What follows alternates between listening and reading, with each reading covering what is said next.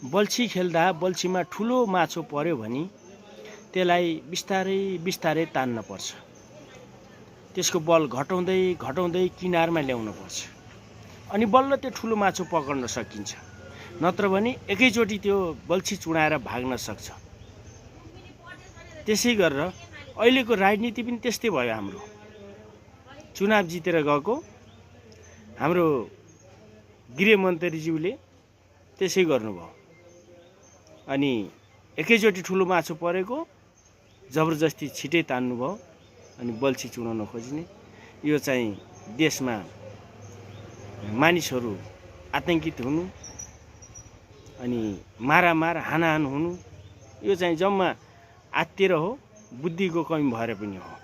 त्यही भएर हितोपदेश 11 को 14 मा भनेको छ, जहाँ सल्लाह छैन, जहाँ सुझाव छैन, जहाँ बुद्धि छैन, त्यहाँ मानिसहरू भाँडिन्छन् भनेर भन्छ बाइबलमा।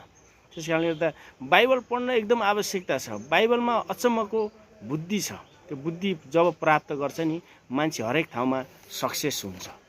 त्यसकारणले गर्दा हामी बुद्धिमानी साथमा काम गरौँ, राजनीति देशलाई असल मार्गतिर डोराउँ। हस्त, धन्यवाद।